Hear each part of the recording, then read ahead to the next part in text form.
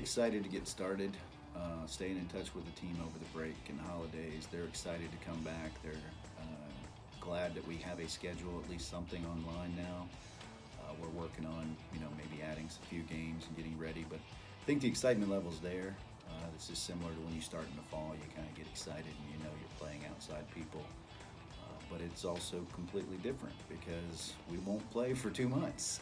So we're coming back, and normally when we come back to school 2 weeks later, we're full steam ahead and play within a couple of weeks. And now we'll come back and get in the gym and do a few little things to prepare, but we don't play until the 1st of March. So it's a little bit of an adjustment, those 2 months. So hopefully that'll be a positive, that we can use that and kind of work our way into the preseason instead of having to make it as intense. And so that's my plan, is to actually build into it.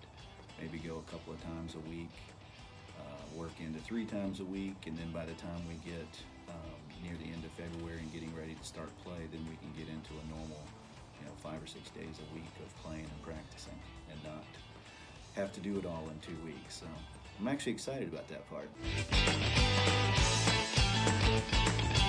So the fact that we've got to do a lot in the fall, so if that was our non-traditional season, like typically our spring, it was a lot more productive than normal. Now granted, you're playing yourself, and it would be nice to play other people, but this was a good year to this happen because we had a deep team and we had a big roster and we were able to accomplish a lot. So I think the fact that we were able to actually wear uniforms, play in legit games where you're keeping score and music's playing in a normal type situation, I think when we start playing in March, I think our freshmen will be in a whole different place. That's not a typical type thing, because even when you go to a scrimmage, that's the first time they've ever played, and you're trying to develop young players and you start a season and every game matters. It's like you can't go that deep because you're still trying to compete and win, and it's not like you can play everybody. And now all of a sudden in fall, we got to multiple times where the entire team is getting playing time consistently. And so I just think we have a much better basis for where we stand and who needs to do what and what we need to work on. I think we're in a much better situation of the first time they're announcing their name on the inline, it won't be as big a deal. So I think we ended up in a good place. I think it was very productive. It's obviously brand new. It's like every time you play a game as a coach, I could go back and I look and go, well, if I could do it over, I would have done this differently, or maybe done this a little more, that type of thing. But I like the fact of the way the fall worked, and I think it was very productive, and I think it'll be a big advantage to having not practiced a few times or something.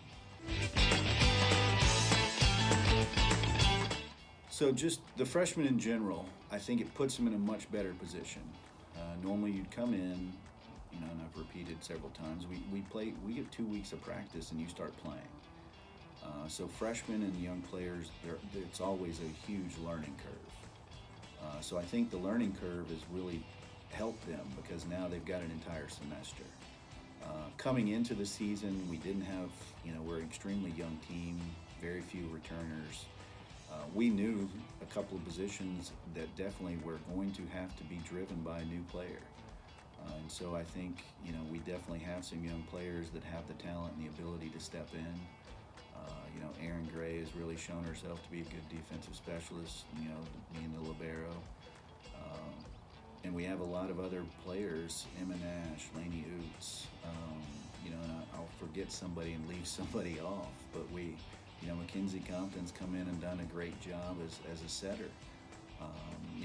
We have a returning setter that's done well, but it actually gave us options and allowed us to do things that we otherwise wouldn't have done. And so I think we're just in a good position. Transfer that gets a chance to play Devin Laster, I think she could make an impact. So it's a much different situation and much more information to build on, as opposed to having those 2 weeks and figuring out a starting lineup.